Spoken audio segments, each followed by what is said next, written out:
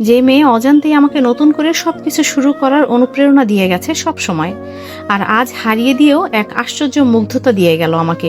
রাতের বেলা শুভ্র নিজের রুমে স্টাডিতে বসে বইয়ে চোখ বোলাচ্ছে, কিন্তু বইয়ের পাতায় লেখার বদলে ভেসে উঠছে শুধু রোদেলার ওই দীপ্তিময় চঞ্চল হাসি, যাতে নেই কোনো খাদ আর নেই কোনো জটিলতা। যতই বইয়ের পাতা উল্টাচ্ছে আর ততই রোদেলার প্রতিচ্ছবি ভেসে উঠছে সেখানে। আনমনে সেও হাসতে লাগলো, আচমকা হাসি থামিয়ে বই বন্ধ করে ফেললো, মাথা নিচু করে চোখ বন্ধ করে ফেললো। দীর্ঘ সময় পর চোখ মেলে তাকিয়ে চুলে ব্যাকব্রাশ করে অবিশ্বাস্য সুরে বলল, এটা কি হচ্ছে আমার সাথে? এমনটা তো হওয়ার কথা ছিল না। আমি তো নিজেকে প্রমিস করেছিলাম আর কাউকে আমি নিজের জীবনে কখনোই জড়াবো না, কিন্তু আজ আমার অজান্তে একটি অচেনা মেয়ে কিভাবে জড়িয়ে যাচ্ছে আমার জীবনের সাথে, অথচ সেই অচেনা মেয়েটি নিজেও জানে না সেই কথা। আর অচেনাই বা কেন বলছি, সে তো এখন আমার সবচেয়ে চেনা হয়ে উঠেছে। প্রতিটা সময় প্রতিটা মুহূর্ত তাকে অনুভব করি এখন। কিন্তু আমার যে ভয় হয়, খুব ভয় হয়, হারিয়ে ফেলার ভয়। আবার যদি হারিয়ে ফেলি, আবার যদি ঠকে যাই। একা একা কথাগুলো বিড়বিড় করতেই তার মনে হলো রোদেলার বলা সেই কথাটা, একটা সম্পর্ক নষ্ট হয়েছে মানে ভালোবাসা মরে যায়নি। ভালোবাসা আবার আসবে নতুন রূপে, নতুন সময়ে, হয়তো আরো গভীরভাবে। হয়তো তোকে নিজের সাথে এমনভাবে আষ্টে পৃষ্ঠে জড়িয়ে নেবে যে তুই তার থেকে কখনো দূরে যেতে পারবি না, আর সেও তোকে তার থেকে দূরে যেতে দেবে না। মুস্কি হাসতে লাগলো শুভ্র। তখনই তার রুমে এলেন তার মা শেহনাজ তালুকদার। এসে দেখতে পেলেন তার ছেলে আনমনে তাকিয়ে মুস্কি মুস্কি হাসছে। তিনিও হাসি মুখে এগিয়ে গিয়ে বসলেন ছেলের কাছে। তাকে দেখে শুভ্রর ঘোর কাটতেই মুখে কাঠিন্যতা ফিরিয়ে আনলো। আম্মু, তুমি কখন এলে? এসেছি তো আরো অনেক আগেই, কিন্তু তুই সেটা টের পাসনি। কোথায় হারিয়েছিলি? আর এমন একা একা হাসছিলিস কেন? কখন হাসলাম? তুমি ভুল দেখেছ আম্মু। চুপ। আমি অন্য কিছুতে ভুল দেখলেও তোর ক্ষেত্রে কখনো কিছু দেখতে বা বুঝতে ভুল করি না, তাই আমার কাছ থেকে একদম কিছু লুকানোর চেষ্টা করবি না। আচ্ছা শুভ্র, মেয়েটা কে? কি নাম? শুভ্র অবাক চোখে তাকালো মায়ের দিকে, বিস্মিত সুরে বলল, কোন মেয়ে? কার কথা বলছো তুমি? যার কথা ভেবে তুই একা একা হাসছিলি, যে আমার ছেলেটার মন থেকে যন্ত্রণাটা দূর করে দিয়েছে। কি যে বলো না তুমি আম্মু, এমন কিচ্ছু হয়নি। শুভ্র, আমি তোর মা। আমার চেয়ে ভালো তোকে এই মুহূর্তে কে বুঝবে বল? হ্যাঁ, হয়তো পরে যে আসবে আমার ছেলের জীবনটাকে আলোকিত করতে, সে হয়তো আমার চেয়েও অনেক বেশি বুঝবে, কিন্তু এই মুহূর্তে এখানে আমি তোকে সবচেয়ে বেশি বুঝতে পারি শুভ্র। তাই মাকে বল সবকিছু, দেখবি সবকিছু সহজ লাগবে। তোর মা তোকে সবচেয়ে বেশি খুশি দেখতে চায়, সুখী দেখতে চায়, তাই তাকেই সবটা বল। শুভ্র মায়ের মমতার জালে আটকে গেল, তাকে হার মানতেই হলো। মাথা নিচু করে নরম স্বরে বলল, মেয়েটির নাম মেহরাব খান রোদেলা। খুব ব্রিলিয়ান্ট একটি মেয়ে, সিএসসি ডিপার্টমেন্টের স্টুডেন্ট, তবে আমার ভার্সিটিতে না, অন্য ভার্সিটিতে। এ বছরের জাতীয় অলিম্পিয়াডে চ্যাম্পিয়ন হয়েছে। মাশাআল্লাহ, রোদেলা, ভারী সুন্দর নাম। অনেক গুণ দেখছি মেয়েটার। তা মেয়েটি শুধু তার এই গুণের দ্বারাই তোর মনে জায়গা করে নিয়েছে, নাকি আরো অন্য কোনো কাহিনী আছে? তারপর একে একে শুভ্র সব বলল তার মাকে। তিনি শুনে অবাক হলেন, তার সাথে অনেক বেশি আনন্দিত। ছেলেকে এতটা স্বাভাবিক রূপে দেখে তার মন খুশিতে আত্মহারা। মা ছেলের কথোপকথনের মাঝে উপস্থিত হলেন শুভ্রর বাবা জাফর তালুকদার। হাতে ফোন নিয়ে হাসি মুখে খুব উৎফুল্লতার সাথে এগিয়ে এসে বসলেন স্ত্রী আর সন্তানের কাছে। শুভ্রর মা বললেন, কি ব্যাপার, তোমাকে এত খুশি দেখাচ্ছে কেন? আরে খুশি হব না? আমার বাল্যকালের বন্ধুর সাথে আজ অনেক দিন বাদে কথা হলো। ওই যে রহমান খান, মনে আছে? বিয়ের পরে তো তোমাকে নিয়ে ওদের ওখানে বহুবার গিয়েছি। শুভ্র জন্মানোর পরেও গিয়েছি বেশ কয়েকবার। হ্যাঁ, মনে থাকবে না কেন আবার? কি ভালো মানুষ উনি, ওনার স্ত্রীও খুব ভালো, আর মেয়েটা কি সুন্দর রাজকন্যার মতো দেখতে হয়েছিল। আমি তো প্রথম দেখেই বলেছিলাম আমার ছেলের বউ বানাবো তাকে, কিন্তু এতদিন তো কোনো যোগাযোগই ছিল না। হ্যাঁ, ব্যস্ততার জন্য কাছের মানুষ কত দূরে চলে যায়। আর রহমান তো দেশের বাইরে ছিল কয়েক বছর, 2 বছর আগে ফিরেছে। সব মিলিয়ে আমাদের তেমন যোগাযোগ হয়ে ওঠেনি। আর ওর মেয়েটাও এখন কত বড় হয়ে গেছে, খুব ব্রিলিয়ান্ট মেয়ে শুনেছি। ছবিও দেখলাম মাত্র ফেসবুকে, এই দেখো ছবি। জাফর সাহেব ছবিটা তাদের দেখাতে লাগলেন। শুভ্রর তাতে কোনো ভ্রুক্ষেপ নেই, কোনো আগ্রহ নেই এসবে, কিন্তু তার মা জোর করে দেখিয়ে বলেন, দেখ শুভ্র, এই মেয়েটাকে ছোটবেলা তোর বউ বানাবো বলেছিলাম। কি সুন্দর পুতুলের মতো দেখতে ছিল, এখনো তাই আছে। শুভ্র না চাইতেও তাকাতে বাধ্য হলো। চোখ আটকে গেল ছবিতে, দৃষ্টিতে বিস্ময়, মুখে প্রশস্ত হাসি। শেহনাজ তালুকদার বললেন, মেয়েটার নামটা যেন কি ছিল? রোদেলা, সহসা বলে উঠল শুভ্র। তার মা বাবা দুজনেই অবাক চোখে তাকালেন তার দিকে। দুজনেই বললেন, তুই কিভাবে জানলি? আমি জানি, আমি চিনি, এই সেই মেয়েটি আম্মু, যার কথা এতক্ষণ তোমাকে বললাম। শুভ্রর মায়ের মুখেও হাসি ফুটে উঠল, বিস্ময়কর হাসি। কিন্তু জাফর সাহেব ভুরুকুসকে জিজ্ঞাসা করলেন, কোন মেয়েটি? আমি তো কিছুই শুনলাম না, আমাকেও বলো। তখন তাকে শুভ্রর মা সব প্রথম থেকে খুলে বললেন। সব শোনার পর জাফর সাহেবও বেজায় খুশি। দুই মা বাবা মিলে ছেলের জন্য আনন্দে আটখানা হয়ে উঠেছে। তারা একদম ফাইনাল করে নিয়েছে যে এই রোদেলাকেই শুভ্রর বউ করে আনবেন এই বাড়িতে। রোদেলার মা বাবা রাজি না হলেও তাদের আপত্তি মিনতি করে হলেও আনবেন। শুভ্র তখন দুইজনের উদ্দেশ্যে বলল, আমি বিয়ে করতে রাজি আছি, তবে একটা শর্ত। শর্ত কিসের আবার? রোদেলা এই ব্যাপারে কিচ্ছু জানবে না। যদি বিয়েটা হয় তাহলে বিয়ের পর সবকিছু জানবে। ওর জন্য এটা সারপ্রাইজ থাকবে। তার আগে তোমরা একদম বলবে না যে আমি ওকে আগে থেকেই চিনি, আমি ওকে পছন্দ করি, সেসব কিচ্ছু বলবে না। তার বাবা মা দুজনেই মাথা নেড়ে সম্মতি জানালেন। তারপর ধীরে ধীরে তাদের বিয়ের কথাবার্তা অগ্রসর হলো। শুভ্র আর রোদেলা আবদ্ধ হলো স্বামী স্ত্রী নামক পবিত্র বন্ধনে। রোদেলা চোখ বড় বড় করে পলক না ফেলে তাকিয়ে আছে তার মায়ের দিকে। সে যেন কোনো অবিশ্বাস্যকর কাহিনী শুনেছে এতক্ষণ। সে স্তব্ধ হয়ে আছে দেখে তার মা বললেন, হা করে তাকিয়ে আছিস কেন? নিজের কাহিনী শুনে নিজেই অবাক হচ্ছিস? আমি তো ভাবতেই পারছি না। এত কিছু হলো আমার অজান্তেই, আমি কিচ্ছু টের পেলাম না। তুমি আর আব্বু কিচ্ছু বলনি আমায়, অথচ তোমরা সব জানতে। শুভ্র বলতে বারণ করেছিল যে, আর আজ শুভ্র নিজেই আমাকে বলে গেছে যাতে তোকে সব বলি। এখন বল, সব শুনে কেমন লাগছে তোর? হ্যাঁ, শুভ্র যা বলবে তাই শিরোধার্য। তবে আমার কিন্তু পুরোটাই খুব ফিল্মি ফিল্মি লাগছে আম্মু। এটা আমার নিজের স্টোরি, আমি নিজেই বিশ্বাস করতে পারছি না। ইস, আগে জানলে তো বন্ধুদের সাথে এটা শেয়ার করতে পারতাম। সবাই আমাকে দেখে আরো হিংসে করতো। যাকে কিনা আমি আর আমার বান্ধবীরা টিভিতে দেখেছি, বিভিন্ন নিউজ চ্যানেলে দেখেছি আর ক্রাশ খেয়েছি, সে আড়াল থেকে আমাকে এভাবে দেখেছে, আমার কথা শুনেছে, আমাকে পছন্দ করেছে। ব্যাপারটা কত রোমান্টিক আর কত সিনেম্যাটিক তুমি ভাবতে পারছো আম্মু? ইস, আগে কেন বললেন আমায়? আমি কত ভাব নিয়ে সবাইকে বলতাম, আর হিংসে সবাই জ্বলে পুড়ে মরতো।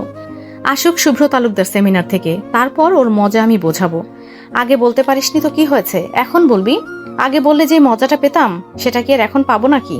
হয়তো তারা ভাবতেও পারে আমি সব বানিয়ে বানিয়ে বলছি। ভাবলেই বা কি? শুভ্র তো তোর স্বামী, এটাই বাস্তব, আর এটাই বড় কথা।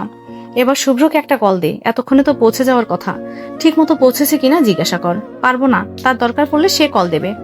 অনেকদিন ধরে আমার বকা খাস না বলে বেশি বেশি বকে গেছিস, তাই না? যা বলছি তাই কর। মুখ ভোতা করে সে শুভ্রকে কল দিল, কিন্তু রিসিভ হয়নি। তবে কিছুক্ষণ পর শুভ্রই ব্যাক করলো। আশা খান চলে গেলেন মেয়েকে একা রেখে। রোদেলা ফোন রিসিভ করে বলল, পৌঁছানো হয়েছে ঠিকঠাক? ইয়েস সুইটহার্ট, একটু আগে এসেই ফ্রেশ হলাম। এখন কিছু খেয়ে নেওয়া হোক। আমাকে বলছো? ফোনের ওপাশে কি অন্য কেউ আছে? না, আমি আছি শুধু। তবে এই সম্বোধনের নাম কি? আচ্ছা, নাম যাই হোক, কিন্তু এতে বোঝা যাচ্ছে না তুমি কাকে এই কথাগুলো বলছো।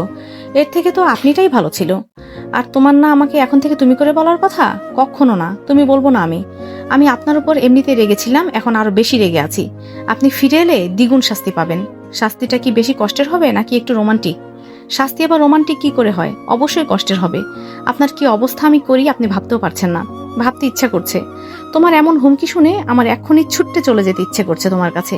খুব প্রেম প্রেম পাচ্ছে আমার। হুমকি শুনে প্রেম প্রেম পাচ্ছে? খুব পাচ্ছে।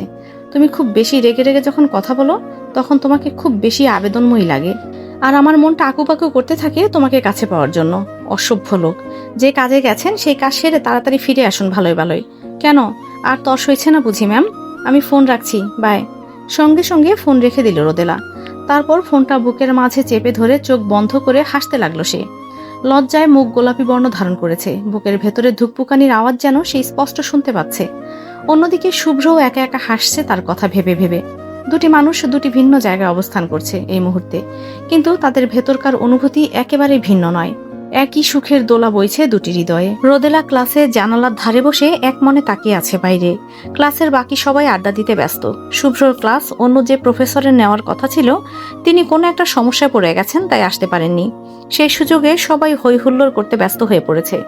জিশান বেশ কিছুক্ষণ ধরে দূর থেকে খেয়াল করছে রোদেলা আনমনা হয়ে বসে আছে। আজ শুভ্র রোদেলার ধারে কাছেও নেই, তাই তাকে নিয়ে ভাবারও দরকার নেই সেই ভেবে জিশান এগিয়ে এসে বসলো রোদেলার পাশে। রোদেলা এতটাই আনমনা হয়ে গেছে যে তার উপস্থিতি এখনো টের পায়নি। জিশান হাসি মুখে বলল, তোমার মন খারাপ রোদেলা? কেন, কি হয়েছে? কেউ কিছু বলেছে তোমায়? বলো আমায়। কিছু বলছে না বলেই তো মন খারাপ। আবার কলও দেয়নি সকাল থেকে। কে? আমার মাস্টার মশাই। কোন মাস্টার মশাই? আরে, রোদেলা এতক্ষণ বাইরে তাকিয়েই আনমনে এসব বলে গেছে। এখন জিশানের দিকে তাকাতেই তার ভাবনার ঘোর কাটলো। জিশান তার দিকে জিজ্ঞাসু দৃষ্টিতে তাকিয়ে থেকে বলল, কি হলো বলো, কোন মাস্টার মশাই? কেউ না, এমনি। তাহলে এভাবে আনমনে বসে কি ভাবছো? তেমন কিছু না জিশান। ও, আমার এখন লাইব্রেরিতে যেতে হবে। গ্রেট, চলো আমিও যাব তোমার সাথে। তুমিও যাবে? হ্যাঁ, কেন? আমি গেলে কোনো প্রবলেম হবে? না, প্রবলেম না। রোদেলা কেমন যেন ইতস্ত বোধ করলো। তা লক্ষ্য করে জিশান বলল, রোদেলা, তুমি কি আমার উপর কোনো কারণে রেগে আছো? এমন কেন মনে হলো তোমার? আমি তোমার উপর রেগে থাকতে যাব কেন শুধু শুধু? সেটা তো আমিও জানতে চাই। তুমি আমার সাথে ঠিক মতো কথাও বলো না। কোথায় আমি তোমার সাথে কথা বলি না? এই যে এতক্ষণ কথা বললাম, সেটা কি তাহলে? কথা তো বলোই, কিন্তু আগের মতো না। তোমার মনে আছে ছোটবেলা আমরা কত গল্প করতাম? একবার গল্প শুরু করলে আর শেষই হতে চাইতো না। আর এখন তুমি আমাকে কেমন এড়িয়ে এড়িয়ে চলে যাও, কথা বলতে চাও না। আমাকে কি খুব খারাপ লাগে তোমার? না জিশান, তেমন কিছুই না, তুমি ভুল ভাবছো। তাহলে আমাকে বারবার ইগনোর কেন করছো? তোমাকে আমি সবচেয়ে বেস্ট ফ্রেন্ড মনে করি।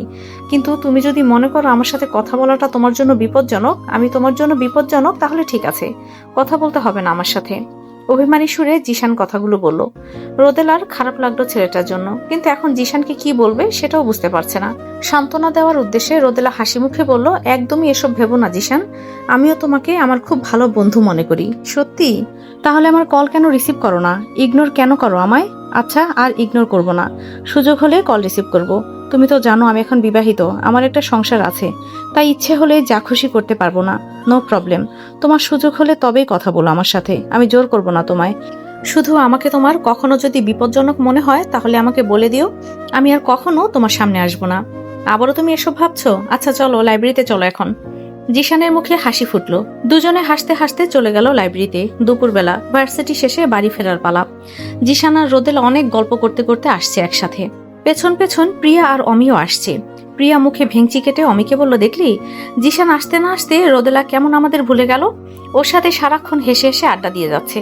আরে ওরা দুইজন তো ছোটবেলা থেকে খুব ভালো বন্ধু। তাছাড়া আজকে প্রফেসর শুভ্র ভার্সিটিতে উপস্থিত নেই, এই সুযোগে পুরনো বান্ধবীর সাথে একটু কথা বলে নিক বেচারা, না হলে প্রফেসর শুভ্র ওকে লেকের পানিতে নিয়ে নাকানি চুবানি খাওয়াবে। দুজনেই হেসে উঠল হো হো করে। জিশান এমন এমন কথা বলছে, রোদেলা না হেসে পারছেই না।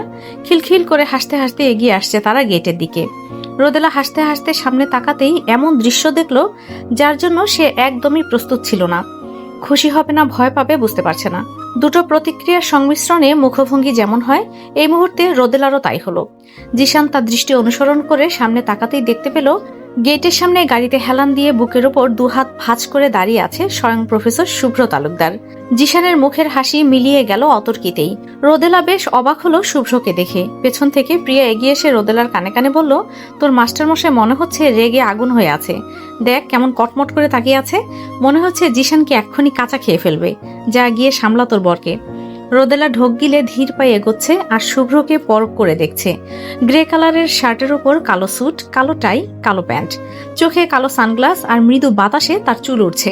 দেখতে যতটাই আকর্ষণীয় লাগছে ততটাই ভয়ঙ্কর লাগছে। রোদেলা তার কাছে এসে অবাক সুরে বলল, আপনি? এই পর্বটি এখানেই শেষ করলাম। পরবর্তী পর্বও দিয়ে দেওয়া হয়েছে ভিডিও শেষে, দেখে ফেলুন। সবাই চ্যানেলটা লাইক এবং সাবস্ক্রাইব করে দেবেন। ধন্যবাদ সবাইকে।